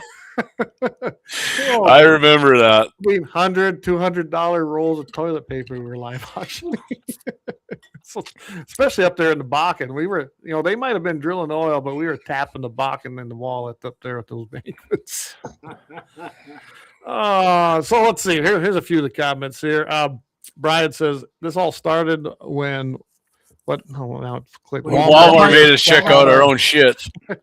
Yeah. Your validation is contingent upon the state. Yeah, there you go. You're saying. Kelly Groves. Good evening. Hey, Kelly. What's up, Kelly? He's down in the Caribbean, man. A guy at work. Hey, Kelly, thanks for jumping on. Hey, brother, you get better enjoy that. You got like one night left there, and that's it. And then he's coming back to Nodak. Does that make us worldwide now? Yeah. Oh, absolutely. Kelly's Mr. Worldwide. Global. Global. That sounds like some shit from RoboCop or something. Great show, the original. Yeah, it was. I have this somebody who listens to Dakota Mornings in England, so and has for like a year now. Not every day, like once or twice a week kind of thing. With the time difference, and I often tell people that Dakota Mornings is a global show. Yeah, well, absolutely. Yeah. Well, I mean, everybody's global now with an app, right? You get the right app. Yeah, you got iHeart. Well, you can access us from anywhere. We've got Guns and 701 is the #1 podcast on iHeart. I don't know if you guys win an award, Clay, this year. I don't know if the awards are coming up next week. I can't say that anyone called. You and Todd going down, walking a red carpet there. There we go. You do not want me intervening in this. I'm going through negotiations with iHeart for my renewal. So. We've already signed one. Extension, and we're looking down the barrel of a second one. You're just like the government, Michael, when we got these continuing resolutions going now, right? Down the road. Well, I mean, with the revenue I bring in, of course they want to book it. Yeah, absolutely. As often as they can. Get it signed, sealed, and delivered. So Todd Mitchell just sent me a Facebook message. Thanks for listening, Todd. It wasn't to our gun. Todd, are you supposed to be sleeping? Yeah, what right. are you doing? He's got to get up at like 2:00 in the morning. Yeah, not for the only time I do that stuff is if I got to go somewhere early. Really, calving, or I'm calving. That's about it. Which is not far out. It seems like April's a long ways off. It is not. That's not, man. I mean, they're 100%. What my grandparents and aunts and uncles ever told me, when you get older, man, it is like the end of the toilet paper. That seems like it goes faster. Like with this winter, I know even that cold snap to me, I'm like, I don't know, that was cold, but no, it's over now. And I got to put this one up. Dave says, hey, you're talking about them rolls of paper. I got to roll that toilet paper. It didn't work just like him, but now I don't like his lips on my ass. About his wife is a dude. So this is like a townie bar here. I love it. Oh, absolutely. I feel right at home. Oh, I figured this was just kind of going to be it'll go wherever it goes night. And yeah, we've covered it's like Mixed Tavern and Zap. Clay's patronized it a time or two. Yeah, that was a little fun down there. And I missed that this year. Mm-hmm. Yeah. Oh, my goodness. Yeah, we go down a few things once in a while. So, I don't know. What do we want to hit next? I mean, we can do anything. You want to talk about the See, it's your world. I'm just living in it now. You want to talk about the appropriations bill? We can do that. Go for it. Government funding expires on January 30th. Yep. The Democrats. I said continuing resolution. My bad. Yeah, the Democrats have made a point that, starting with Minority Leader Chuck Schumer, have made a point that they are not going to fund $1 for the Department of Homeland Security appropriations. Yeah. The House did their work. The Senate is, and I have a lot of faith and a lot of respect for the Majority Leader John Thune.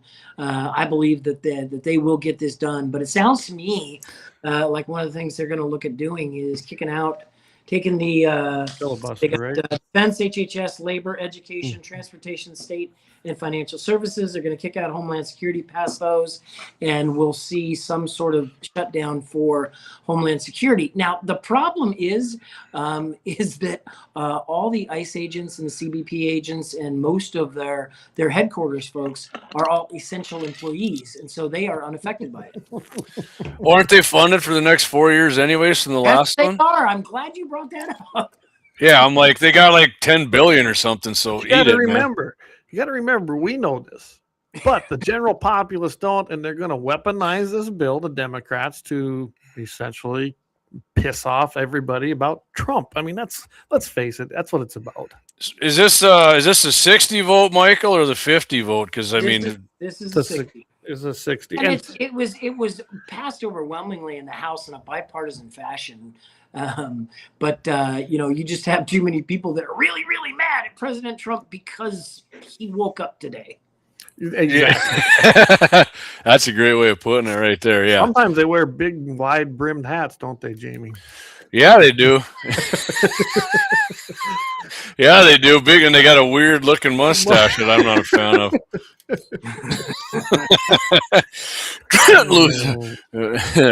Anyway, we'll just leave it at that. Yeah, we burn that 30 seconds. Okay. Doug says, shut it down, and they can beg the king for food again. And that's just it.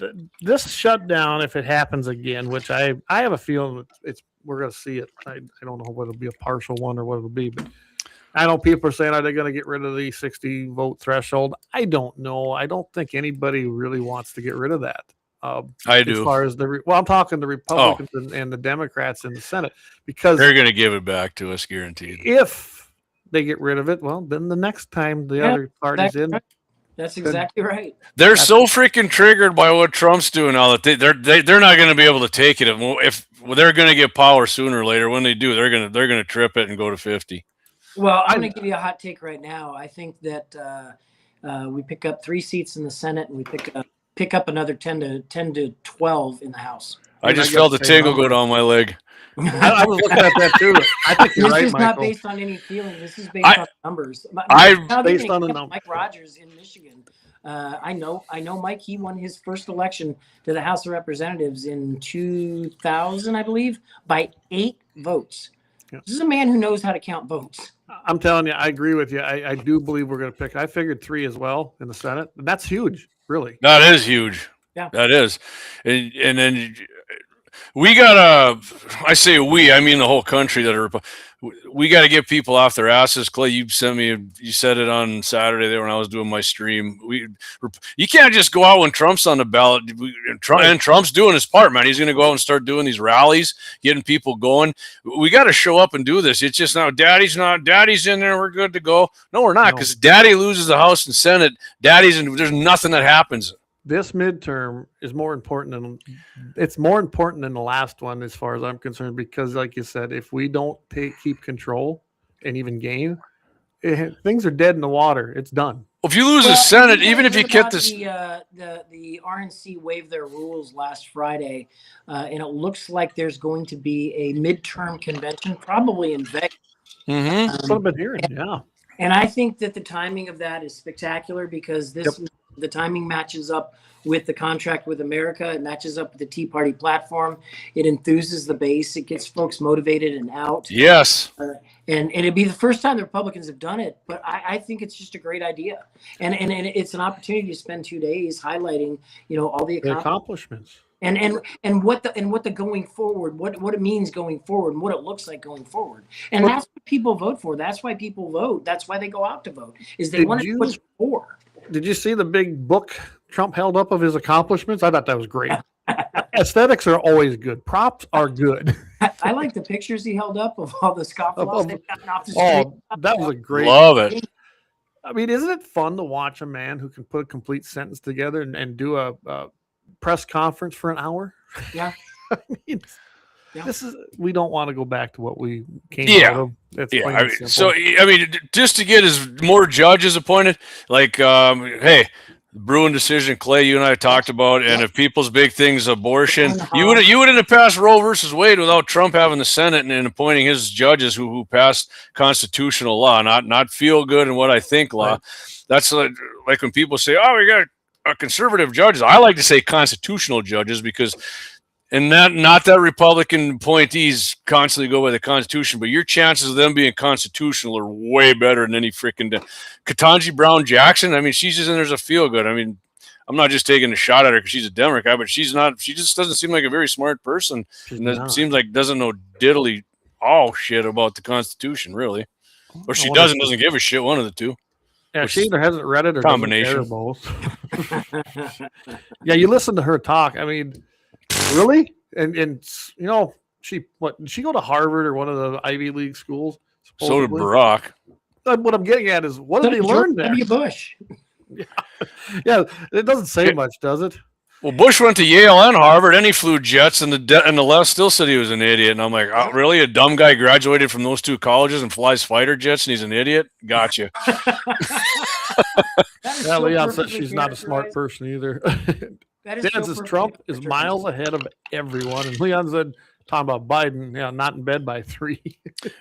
I mean, I think right now there's more people that support Trump than just like before when they don't want to say nothing. But now the left is getting more violent and radical. There's even more people who don't want to say nothing, and they're going to vote. This is, it's a sort of a long play on the 60s, on the 1960 Democrat convention where they had, riots outside the convention hall in Chicago. And this is very similar to that, and I think it has a long-term effect. It has a reverberating effect on people who vote, and that matters. And I think that also you're going to see a lot come late spring, early summer. You're going to see a lot of the tide turn economically. Agreed, 100%. Great direction. I was reading this article today about this guy was predicting that there's going to be this economic collapse, and my first thought was, well, who's going to lose money? That's the fundamental to any economic collapse is a group of people lose a lot of money. And if that doesn't exist, then you don't have an economic collapse. Well, remember the tariffs are going to run a cocklebur up your urethras too. Remember that? The tariffs? Yeah. Not so much. I don't ever hear him bitching about it anymore. I'm sure Michael remembers this, but remember when Reagan came in, we come off the Carter years. I mean, I was in kindergarten. Yes, I realize that, everybody, but I can read. And it took a while, didn't it? The things went through, things started. I mean, it took a while for that economic boost to come back, didn't it? The guy won 49 states in 1984. 49 states. 49 states. So he was clearly doing something right. Yes. Brian, I see what you did there. I was laughing. I wasn't laughing at you. If you hear me laughing in this background occasionally, I'm laughing at the comments, not at Clay and Michael. He says, JD, are you saying they misunderestimated Bush? Because, it was one thing, George Bush, he wasn't a great orator for sure, but what? He was a good leader of human beings.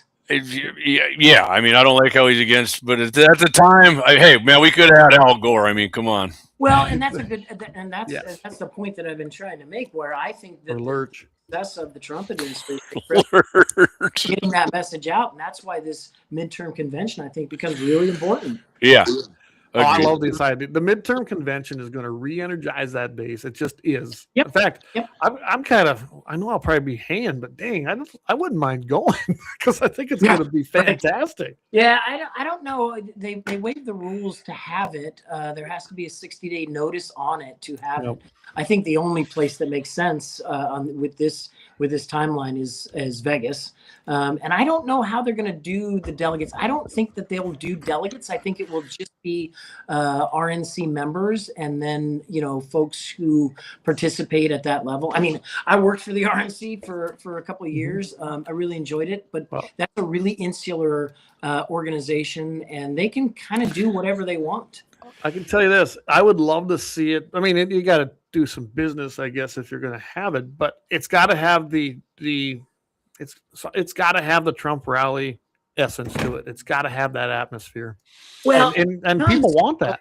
It becomes, who's going to cover it. And quite frankly, if Newsmax covers it alone, then, hey, good for them. Not only that, you can stream that shit everywhere too. Yeah. So Real America's voice will be all. Yeah, Clay does that, man. That's awesome, man. They were a big part of Trump's victory, I think. And we'll be doing it because I get on there and I just grab their feet, and I just That snags a lot of viewers. It does. A lot of people. I was shocked how many people were watching those. Well, things. I've been invited to be part of the media, so There you go. Awesome, man. So Eric Glossery says, I love Bush beer. And so Eric, I'm a Bush Light guy. It has to be a pounder. Don't come at me with this 12 ounce or shit. I know you're. So he likes that tranny fluid, light. Yeah. A lot of people say Coors Light tastes like water. Man, I don't know. I will drink Bush Light over Bud Light, though. It definitely tastes. I don't drink word salad. I don't drink anymore, but in my day, I got your back, Michael. Of course, yeah, I appreciate that. You're drinking for me now. Thank you. In my day, it was not shy or bashful about a dozen to 2 dozen Coors Lights. There you go. 12 ounces or pounders? 12 ounces. All right. Well, that's 2 dozen pounders now. That's some dedication. Dedication. I like that. Or stupidity. Yeah, that's the level of commitment I've never been willing to make. I didn't mean to cut your. Who are you reading the comment there, Clay? I apologize. No, I said I like what Leon says. DEI word salad Katanji. I had to think about it before before you went there. Yeah, I was like Katanji Brown Jackson, not KGB. Right? Yeah, well, actually, at least she could speak when she was. So Clay, and natural light, Kelly. Natty Light, man. Natty Light's actually really good with Clamato. I do like it with that. I haven't had it. Man. So Clay, the governor of Sodak, they're 36-0, or was it? That's their Senate, right? It passed the Senate 36-0 down there. The deregulating, taking suppressors off the federal. I kind of read something about it. Break that down a little bit for me. How are they deregulating shit? Well, basically, what they're going to do with this is they're going to say that you no longer need. It's not going to be a restricted item in the state of South Dakota if it's basically produced there. I mean, that's kind of because if they don't take it off, right? Correct me if I'm wrong. If they don't take it off and they take it off federally, then in South Dakota, if you have one, then you're breaking the law because it's still. It is, but I think. What was that, Michael? South Dakota then becomes a sanctuary state with regard to cans. Yeah, basically that's exactly what it'll become. And I don't think that Roden's going to, I think he's actually, I haven't heard this personally from him, but the talk is if this passes, he'll sign it. And then he's going to basically instruct law enforcement not to enforce it. Not to enforce the idea that it's a regulated item. It'll be interesting because, so how sovereign is a state? And there is a couple cases in the court system, and guess what? Trump doesn't get to appoint more judges. Yep. I can tell you what's going to happen in South Dakota. I think this will pass. I don't think it's going to be a problem. I think it'll make it all the way over the finish line. We should do that. And eventually there's going to be a court case. Yep. Now that will give you standing in court, and that will be a case that would probably make it all the way to the Supreme Court eventually. Might even get fast-tracked. And I think that's the whole purpose of things like this. And why do it? Because of what I just said. If you need to get it reversed, we can't do it in Congress. Obviously, we can't get them to do it, right? Then you're going to have to take the judicial way. You ain't getting 60. The Dems ain't supporting right. it. That's what I mean. So you need cases you have standing. It's very important you have standing in a legal battle. It just is. Virginia wants to put the suppressor tax back up to 4,000. We did the math and going over inflation over the years. You guys can do math, okay? Oh, you can do math now.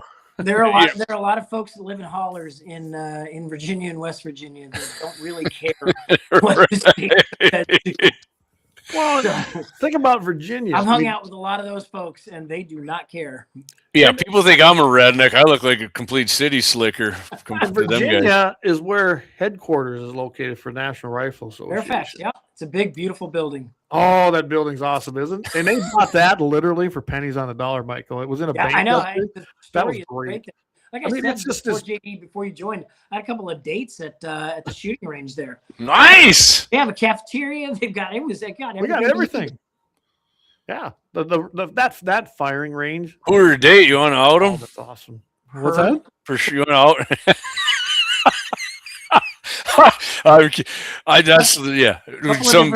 Couple of different girls. They both found out about it. the other one there, so it didn't work out. So how did it go with the dates? So I mean, did they enjoy shooting at the NRA, or were they just like going there because I'm on a date and I'm gonna do what this dude wants? And well, one girl was, she was Annie Oakley out there. It was truly impressive. She grew up in a rural area. She grew up shooting. I sort of had an inkling in that regard, and she was really impressive. Awesome, man. That's not even suppressors, man. You're just shooting. Yeah, that's right. Hand cannons there, right? Because you're shooting handguns, probably. Is that you bring your own, but they also have you can rent them, and you rent them by signing your name.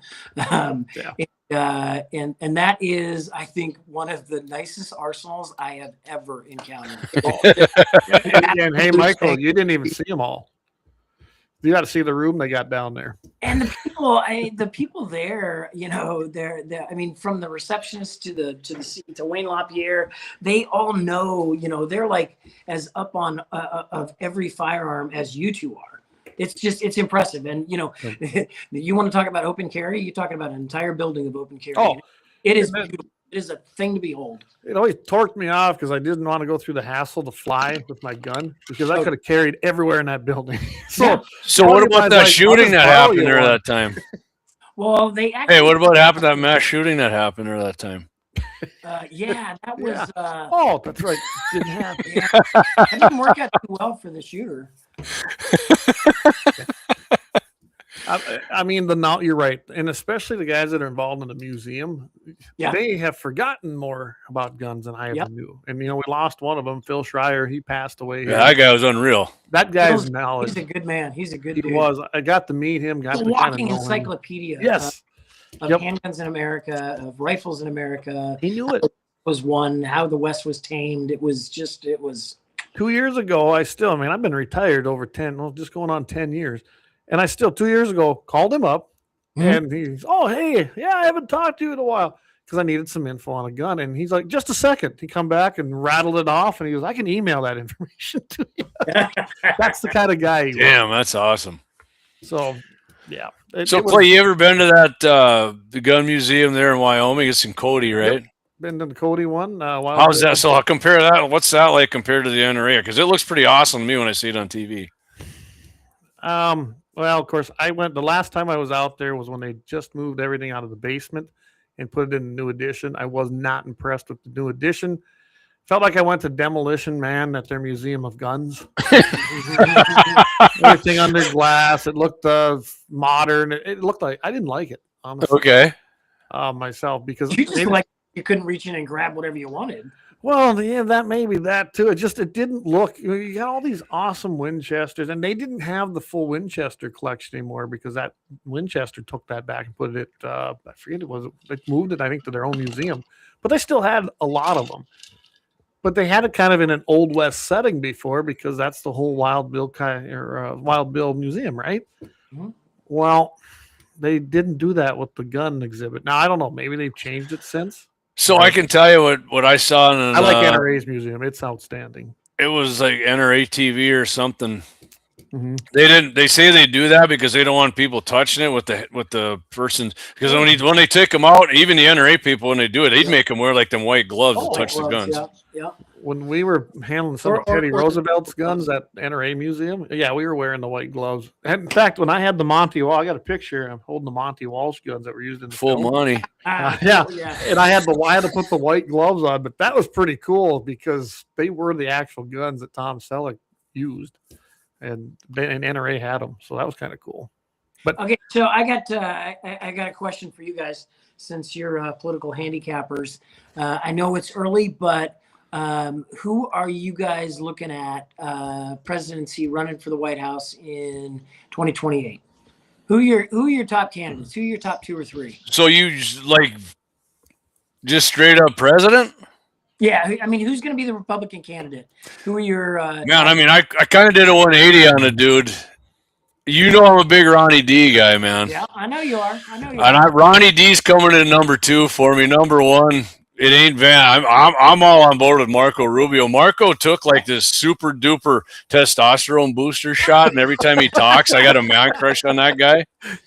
I'm like, where was this character when you're running for president, dude? Ron DeSantis is the same thing. Once he dropped out of the, now I'm like, Ron, where the hell was this dude at?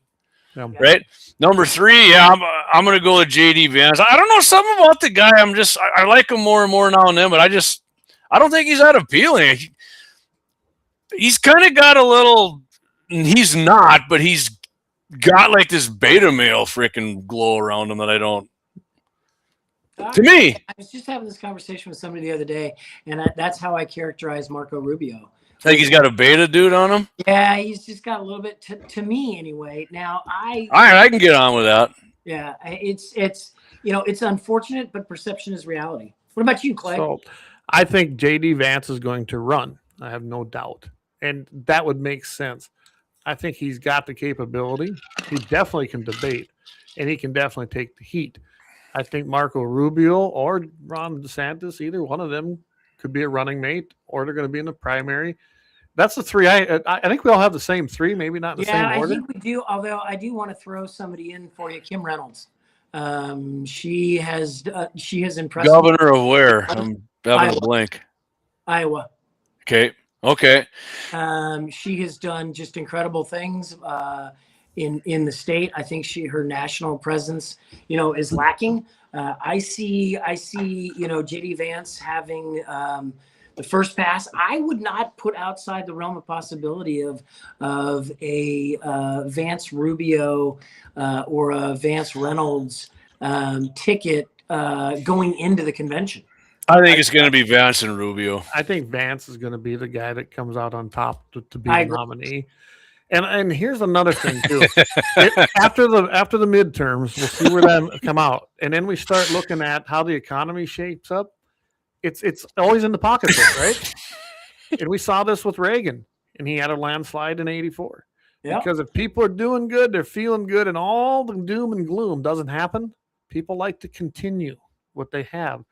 And JD Vance is going to he's going to be that continuation.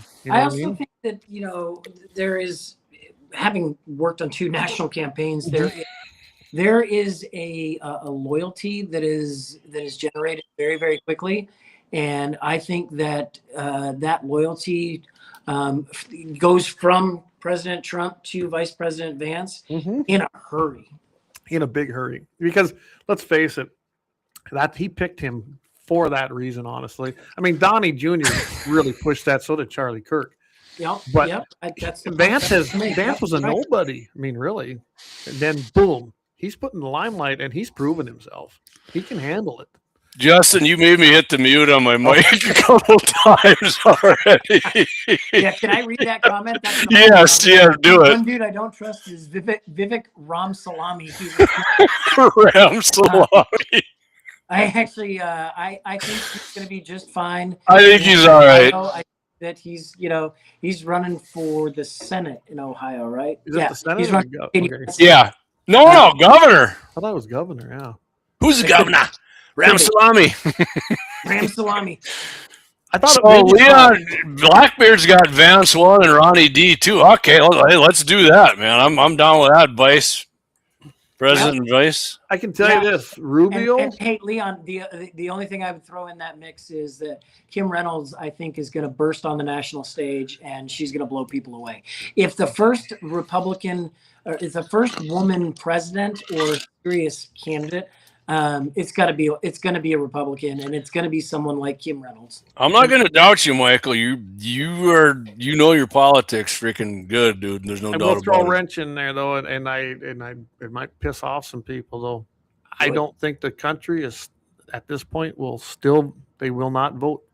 They will not vote for even a Republican woman president. Yeah, I just don't think they will do it. They're not there yet. There is merit to that. I don't. I will. Yeah, but and now I could see it happen as a vice president. Honestly, I could also. The thing that I like a lot about Kim Reynolds is that she has a lot of Margaret Thatcher in her. Like her give a damn broken. Yeah, no, I'm not saying she's not a good candidate. I guess I think the people are right now, and maybe I'm wrong on this, but right now we like what we got, right? Things are going well. And I don't care what the national media, the drive-bys say. Things are good right now. Yeah, there's a great Rush Limbaugh reference, the drive-by media. Yep, I'd listened to Rush for years. Yeah, it still comes out, and that's what they are.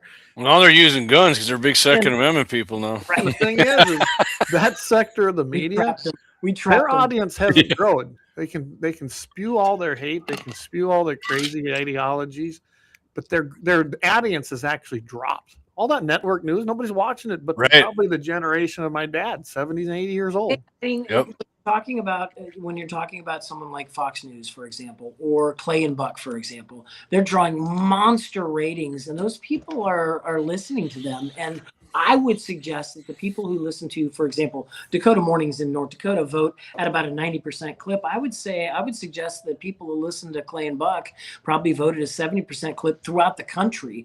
And that's an impressive number, and turnout matters. And I think that that is the type of thing that's going to drive the midterm elections.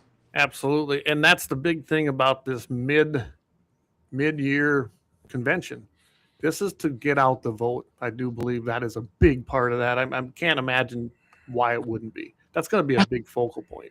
Yeah, and I love the timing. The timing is similar to the Contract with America, the Tea Party platform. It's that early summer release that really galvanizes the campaign trail. And I really do think, and I know that it's not going to happen on the birthday. There's been rumors down here in South Dakota, things that have happened in Mount Rushmore, that at some point during the 250th, sounds like there may be a visitor from the White House out there, and that's going to be huge for these. We got a new library up here. You can chop her into there too. Go for it. Yep. Yeah. Yep. I mean, I'm hearing the same thing. I think Trump's going to be on the road a lot. Came out last year. What's that? There's a reason why J.D. Vance came out last summer. Want to check it out? Yeah, so we were on the river, man. Remember, I talked to you and Todd, right, Michael? Right after, we went out that day, and J.D. Vance flew over, man, and we were down in Lakewood, and the freaking boat horn started beeping. There's a couple boats there you could tell the purple hairs, they didn't like it, but 90% plus of the pontoons and boats, and there were freaking arms in the air. Beep, beep, beep, beep, beep. I'll give you a little insight, and this is why I think J.D. Vance has the inside straight to the nomination. He met with all the top money guys in Western North Dakota. Well, you got to do that, man. I don't care who you are. Yep. Democrats don't do that. They get dollar donations from all the little people. I do believe that. Yeah, I do believe Vance is going to be our nominee. I do too. Like I said, Vance and Ron DeSantis, I think so, because Ron DeSantis is. I got plenty of friends who live in Florida, and they freaking love the guy. But can he appeal to the nation? Yeah, I mean, if he comes out like he did when he tried to run for president and acts all quiet and shit, he's not gonna. He's got to come out and talk like he does down in Florida. I think his presidential run actually hurt his credibility nationwide. Not that he isn't right. No, I agree with you. I think it hurt it. That's what I mean. Rubio is going way the frick up. I do believe this. Well, he's in charge of everything. Yes. Yeah, the guy just doesn't take any shit, and he answers everything right away. He's exactly right. He's an intellectual powerhouse. Right. I mean, Rubio was like, give a damn's broken, so he doesn't care what people think of him. Look at his hands. And number 3, right, he wears small cowboy boots. Is it the Cuban coming out of him? But I mean, hey, he was a free safety in college, so the guy can bring the hammer when he has to. The guy has really, like you said. Was he at Florida State? I want to say Central Florida, but I could be wrong. Or Central Florida or USF, one of those two. Yeah, I think you're right. Yeah, UCF, right? University Central Florida. That's Central Florida. That's Orlando. Yeah, I was like, didn't even think the guy was an athlete, and I was going, damn, he's playing college ball. Okay. Yeah, Division D1 college ball. Yeah. He's way outside. I mean, it's because his teammates said he dropped the freaking hammer on boys too. So hey. But Rubio, he has manned up. There's no doubt about that. Big time. And he's big time. And I think that we'll see how it comes out. We're definitely going to have a presence in Greenland. I had to throw that one out there. Yeah, that's already locked in now, ain't it? This isn't going to be like 2016 where it was a knife fight in a phone booth. I don't see that happening. No. see that that a lot of people have been tamed by President Trump's outward personality. Maybe we'll characterize it that way. I think we're also seeing a different dynamic. We're seeing a different president, period. What's that? We're seeing a different Trump, and it's a better one. Absolutely. Yeah. Well, and I give a lot of credit to Susie Wiles for that. Susie Wiles is, I mean, I would never tangle with that woman. And, so Pat Summerall is her dad? Her dad. Yeah, I heard that today. Clay and Buck today. I was like, what? Yeah, I said the same thing. I was listening to Clay and Buck in the car, and I was like, wait, what? She is. That is a woman. If you are in an alley, in a political alley, you want her on your side. Awesome, man. And the thing that she's done is that it's not like she's tamed Trump. She just can very, very quickly say, if you say X or do X, this is what's going to happen, and follow up from that. She can do that very quickly. She's an incredible political mind, and boy, she's just tough as nails. The whole administration this time around. I mean, think about this. It almost seems like he's been there 4 years, right? But it's just been a year, and look what he's done. Anyone have a rice and bananas for dinner? Mistakes in the first one. Hey, she just freaking like attacked ICE too and got freaking arrested today. The rice and bananas girl. Really? Yeah. The Somalian gal. Everybody thinks it's just rice and bananas here because that's what we eat. Just like this 22-year-old dingbat leftist Somalian gal talking about. That's her words. He's using her words. She said that's how we eat is rice and bananas. And then I think she got arrested today, freaking going after ICE, rice and bananas girl. I mean, if you want to take a deep look into Somalia, we're gonna find a definite trail between the fraud in Minneapolis and Al-Shabaab in Somalia, and that's why I think from a geopolitical perspective, what Israel has done by recognizing Somaliland. I mean, that's like game, set, match. Israel is now, and rightly so. So, So Clay. One more thing, I'll get. Yeah. A lot of this, what they're doing. Don't forget. Hey, how many billion did Walls and the Somalians freaking fleece the state of Minnesota for? Watch that moving target. Yeah. I think the floor is $9 billion. We're talking. I think we're talking. Yeah. And if you look at California, for example, the federal funding for cell phones and computer access and things like that, they found 1,000 dead people that had been fleecing that for years. I mean, this money has to go somewhere. Not like the Clinton suicides; they kill themselves with 2 shots to the back of their head. Well, the Dakota Resources Council can't take it all. All right. All right, Clayton. Yeah. No. So.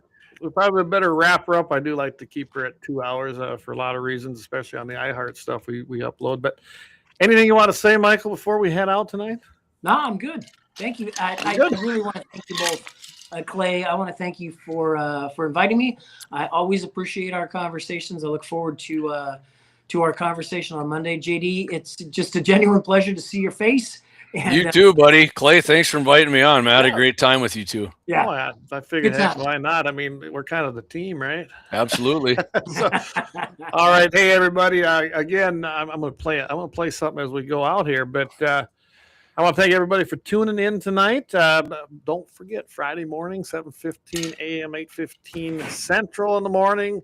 Mitchell in the morning. I'll be joining him there for our segment. And then Leon Francis will be joining us Friday night. He'll be on at 5:00 p.m. Mountain, 6:00 Central, and Sunday Sportsman's Devotion with Vance Bishop every Sunday morning at 7:00 in the morning in Mountain Time and 8 at Central. So join us then. And of course, Michael Bell, Dakota Mornings, Monday morning. I'll be joining him, and he's there every single day, Monday through Friday. Thanks again, everybody. God's blessings, and we will see everybody very soon. Thank you. See if this will work, huh?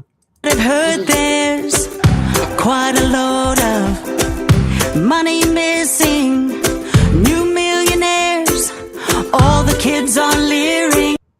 Oh, and then I messed it up.